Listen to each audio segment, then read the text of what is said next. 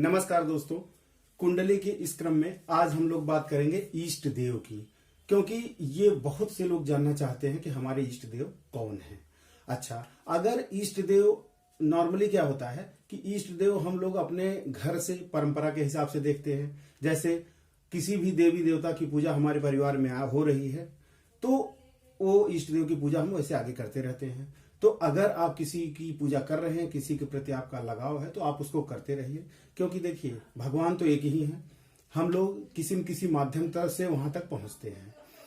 तो इष्ट देव, कुल देव, वास्तुदेव, बहुत सारे देवता होते हैं जो कि हम लोग पूजा करते हैं। लेकिन कुछ लोग ये समझ नहीं पाते कि हम किसकी पूजा करें, कौन हमारे इष्ट देव हैं। वो कंफ्यूज हैं, वो जानना चाहते हैं और कुंडली के माध्यम से जानना चाहते हैं। कुंडली के माध्यम से हम कैसे जाने कि हमारे इष्ट देव कौन है।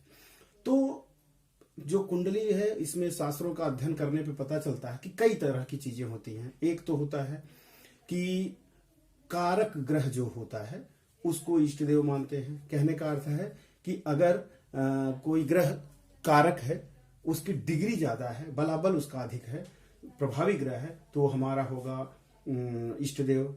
कुछ लोग मानते हैं कि हमारी जो राशि है उसके जो स्वामी हैं वो होते हैं, उनसे रिलेटेड ग्रह होते हैं।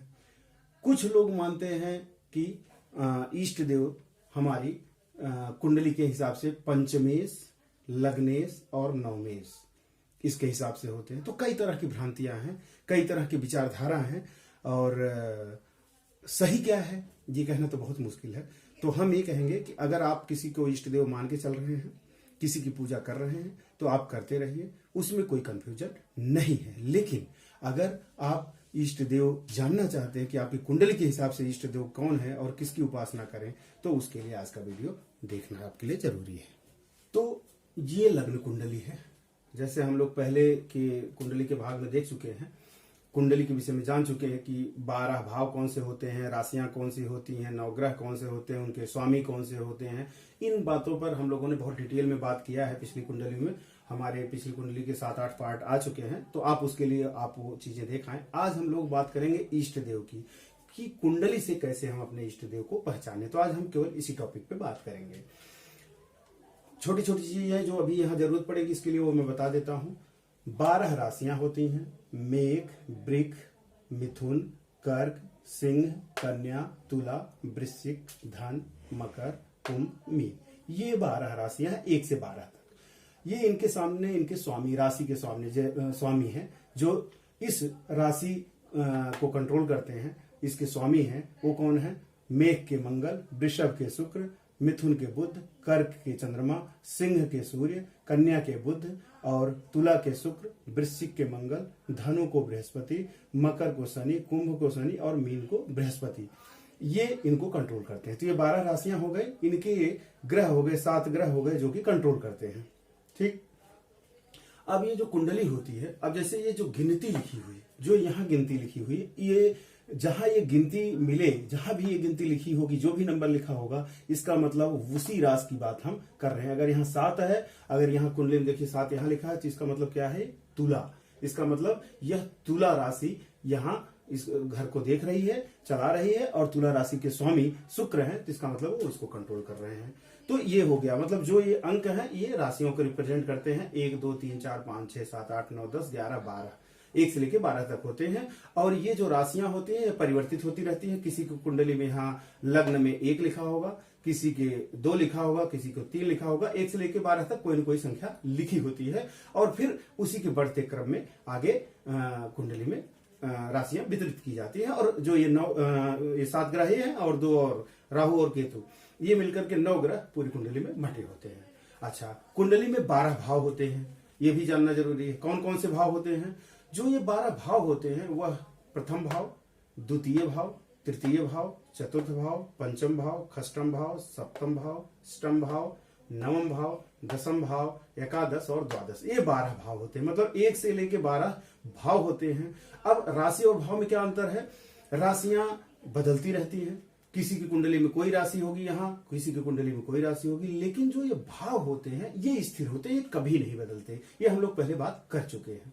तो आज हमको केवल बात करनी है प्रथम भाव से लेकर के 5वें भाव तक की। क्यों? क्योंकि जो इष्ट देव होते हैं उनको देखने के लिए हमें पंचमेश को देखना होता है। पंचमेश किसे बोलते हैं? जैसे यह क्या है, यह पहला घर है, इसके स्वामी जो है वो प्रथमेश हैं, मतलब पहले घर के स्वामी, ये दूसरे घर के स्वामी, तीसरे घर के स्वामी, चौथे घर के स्वामी, पांचवें घर के स्वामी। ये जो पांचवा भाव है इसके जो भी स्वामी होंगे उसको पंचमेश बोलेंगे। जैसे यहाँ 5 लिखा है, अगर 5 लिखा है तो 5 का मतलब क्या हो गया? सिंह। सिंह के स्वामी सूर्य हो गए। तो इसका मतलब इस कुंडली की, ये जो मेष लग्न की कुंडली है, यह जो मेष लग्न की कुंडली है, चूंकि यह पहला घर लग्न का होता है, इसमें जो भी संख्या होगी वही इस कुंडली का लग्न होगा। तो मेष लग्न की कुंडली का पंचमेश कौन है? पंचमेश इसकी सिंह राशि है और इसके मालिक है पंचमेश हुए आपके सूर्य। कहने का मतलब इस कुंडली के मालिक हो गए सूर्य। तो एक तो चीज क्लियर हो गई, पंचमेश सबकी कुंडली में यही पंचमेश होता है, यही घर, मतलब एक ये लग्न हो गया, 2 3 4 5 ये होगा पंचम घर, यही पंचमेश है। गिनती क्या लिखी इससे कोई मतलब नहीं, यह 5वां घर जो है यहां से लेके यहां तक, ये जो 5वां घर होता है यही पंचमेश होता है। अब ग्रह कहां बैठे हैं, कौन से ग्रह किस में बैठा है, इससे कोई मतलब नहीं। 2 ही चीज पे बात करेंगे, एक तो ये 5वां घर होगा, केवल इसी घर की हम बात करेंगे, और दूसरा क्या हो गया कि एक इस घर में गिनती क्या लिखी है, क्योंकि जो गिनती लिखी होगी उसी हिसाब से उसके स्वामी होंगे और उसके इष्ट देव होंगे। तो मेष लग्न की कुंडली के स्वामी कौन हो गए? सूर्य। मेष लग्न की कुंडली, इस राशि के स्वामी मंगल हैं और इसके जो पंचमेश हैं वो सूर्य है। मतलब 5वें घर का 5वां घर सिंह राशि है, थोड़ा सा ध्यान देंगे समझ में आ जाएगा, इसके मालिक सूर्य है। तो पंचमेश कौन हुए? सूर्य। इसका मतलब सूर्य भगवान आपकी इष्ट हो गए। तो 2 चीज होती है, एक होते हैं ग्रह, एक होते हैं भगवान। कुछ ग्रह होते हैं जो कि ग्रह भी हैं और वो भगवान भी हैं, पूजनीय भी है, तो उनकी पूजा करते हैं। लेकिन कुछ ग्रहों की जगह हम भगवान की पूजा करते हैं, उनसे रिलेटेड ग्रह की भगवान की पूजा करते हैं, जिससे वो शांत रहते हैं या उनके उनसे रिलेटेड चीजें ठीक होती हैं। तो मेष लग्न की जो कुंडली होगी उसमें पंचमेश होंगे सूर्य, और जिनकी भी मेष लग्न की कुंडली होगी उनको सूर्य भगवान की उपासना करनी चाहिए या विष्णु भगवान की उपासना करनी चाहिए। ये दोनों उनके इष्ट देव हैं। सूर्य भगवान को जल दें, गायत्री मंत्र का जाप करें तो आपको अच्छा फल मिलेगा। अच्छा, इष्ट देव के विषय में एक छोटी सी बात और जान लीजिए। इष्ट देव क्या होते हैं? जो आप और भी किसी भी भगवान की पूजा कर सकते हैं, सभी भगवान की पूजा कर सकते हैं, लेकिन जो इष्ट देव होते हैं ना, जैसे कुछ होता है, जैसे घर में भी आप हैं तो आप किसी को ज्यादा पसंद करते हैं, अपने मम्मी को पसंद करते हैं, अपने पिताजी को पसंद करते हैं, भाई को, बहन को, जैसे सब कुछ बता देते हैं और हम हमेशा वो आपकी मदद करते हैं। तो वैसे हमारे इष्ट देव होते हैं। इष्ट देव क्या होता है? कुछ भी आपको समस्या आई, कुछ भी परेशानी आई, सुख दुख आया, तो आप सबसे पहले किसको पकड़ेंगे? इष्ट देव को। इष्ट देव फिर कंसर्न जो भी भगवान होंगे, जो भी उसको दुख सुख दे रहे होंगे, उनको ठीक कराएंगे। तो इष्ट देव इस तरह के होते हैं जिनको देख करके आपका भाव एकदम बेहवल हो जाए। तो ये हो गए आपके इष्ट देव। अब दूसरी बात हो गई, अगर यहाँ लग्न कुंडली जो है एक की जगह यहाँ 2 लिखा हो तो पंचमेश के कौन होंगे? अगर यहाँ 2 लिखा होगा तो यहाँ 3 होगा, यहाँ 4 होगा, यहाँ 5 होगा, यहाँ 6 होगा। अगर यहाँ 6 होगा तो 6 होगा तो ये कौन सी राशि होगी, कौन सी लग्न होगी? कन्या। और कन्या होगी तो इसके मालिक कौन होंगे? बुध। अब तो वृषभ जो है 2 नंबर की राशि वृषभ है, तो वृषभ के मालिक कौन हो गए? बुध। और अगर बुध हो गए तो इसमें किसकी पूजा कर रही है? कहने मतलब जो इनकी वृक्ष लग्न की कुंडली है, राशि नहीं, वृक्ष लग्न की कुंडली, मतलब यहाँ पे अगर 2 लिखा है, वृक्ष है, तो इनके स्वामी जो पंचमेश होंगे वो बुध होंगे और इनको गणेश भगवान की पूजा करनी चाहिए। ऐसे ही अगर यहाँ 3 लिखा हुआ लग्न में तो पंचमेश को हुआ 3 4 5 6 7, पंचमेश हुए 7 मतलब तुला राशि, तुला राशि मतलब शुक्र। और अगर शुक्र हुए तो इसमें कि शुक्र के लिए किसकी पूजा होती है? शुक्र। चूंकि शुक्र की पूजा एक ग्रह की पूजा है तो उस तरह से हम लोग भगवान, क्योंकि राक्षसों के देवता है तो शुक्र की पूजा नहीं करते हैं, तो इनके लिए हम लक्ष्मी जी की पूजा करते हैं। तो अगर हम लक्ष्मी जी की पूजा करेंगे तो हमें अभीष्ट फल मिलेगा। कहने का मतलब मिथुन जो राशि है उसके इष्ट देव कौन हुए? लक्ष्मी जी हुई, उनके पंचमेश शुक्र हुए। ऐसे कर्क 4 नंबर है, अगर 4 नंबर यहां लिखा हुआ है तो 4 5 6 7 8 नंबर की जो राशि हुई वह क्या हुई? वह इनकी पंचम राशि हुई। 8 क्या है? वृश्चिक। वृश्चिक मतलब मंगल। तो जो कर्क है चंद्र, इनके पंचमेश कौन हुए? मंगल हुए। तो मंगल जो है ये इनके इष्ट देव हुए। तो इष्ट देव में कौन आएंगे? हनुमान जी और कार्तिकेय जी। जिनका भी एक कर्क राशि है कर्क लग्न की कुंडली है उनको हनुमान जी की या कार्तिकेय जी की पूजा करनी चाहिए। अब 5 सिंह राशि, सिंह राशि को क्या करना चाहिए? सिंह राशि अगर यहाँ 5 लिखा है तो 5, 6, 7, 8, 9, पंचमेश कौन होंगे? 9। 9 का मतलब धनु, धनु का मतलब बृहस्पति।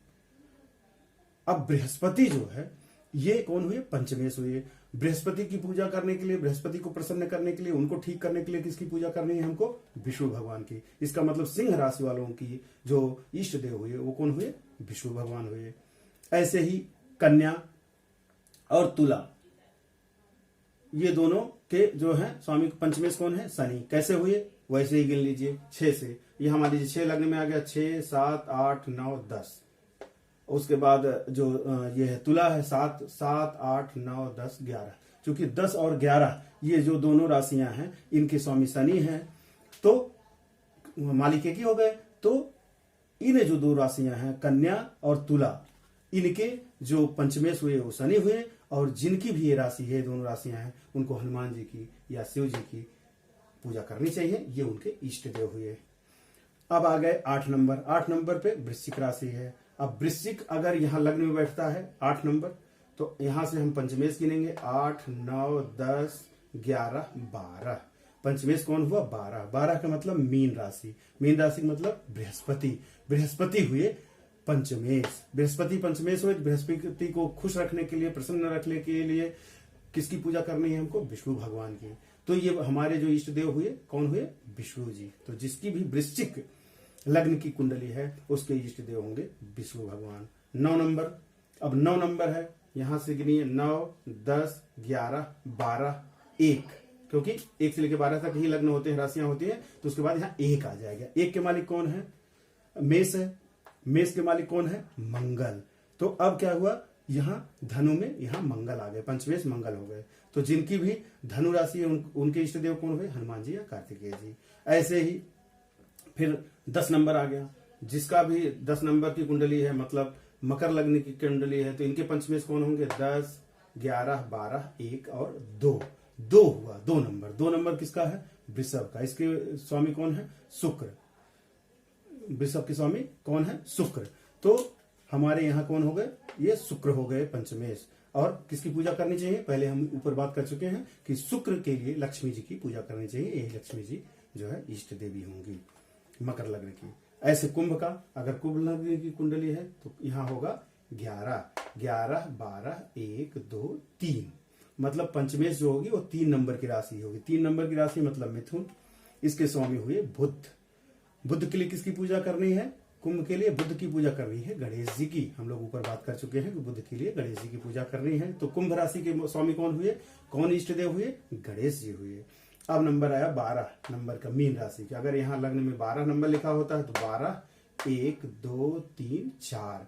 तो पंचमेश कौन हुए? 4 नंबर की राशि पंचमेश हुई।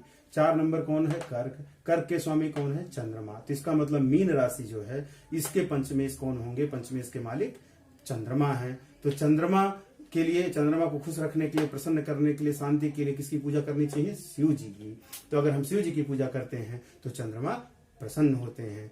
तो इनके इष्ट देव कौन हो गए मीन राशि के? शिव जी। तो मुझे लगता है कि ये चीजें क्लियर हो गई। बहुत छोटी सी बात है, अपनी आप कुंडली देखिए। यहां जो नंबर लिखा है उससे कोई मतलब नहीं। आप यहां से गिनना शुरू करिए 5 नंबर तक। 1, 2, 3, 4, 5। फिर यहां जो गिनती लिखी हो 1 से लेके 12 तक, 1 से लेके 12 तक यही है, यही लिखा होगा। और 1 से 12 तक लिखा होगा तो यही राशियां होंगी। जो राशि हो उनके स्वामी को देख लीजिए। उनके जो स्वामी होंगे वो इन्हीं 7 ग्रह में से होंगे। तो इनके लिए हमने लिख दिया है कि किसके कौन इष्ट देव होंगे। तो आप अपना अपना आराम से देख सकते हैं, समझ सकते हैं। अच्छा, इष्ट देव का महत्व क्या है वो हमने आपको बता दिया कि इष्ट देव हमारे, समझ लीजिए, बिल्कुल नजदीक है, जिनमें हमारा मन रमा रहता है, ऐसे देव होते हैं। तो अगर आप इष्ट देव की उपासना करते हैं, इनके मंत्र का जाप करते हैं, तो आपको कई गुना फल मिलता है और आपका भाग्य काम करेगा। आपको धन संपदा, संपन्नता जो भी चाहेंगे वो मिलेगी। तो मुझे लग रहा है कि आपको हमने जो बताया वो चीजें क्लियर हो गई होंगी कि कैसे हम लग्न कुंडली से अपने इष्ट देव को जान सकते हैं। आप इस वीडियो को अगर एक बार में समझ में ना आए तो 2-3 बार देखिएगा, तो मुझे पूरा विश्वास है कि आपको समझ में आएगा।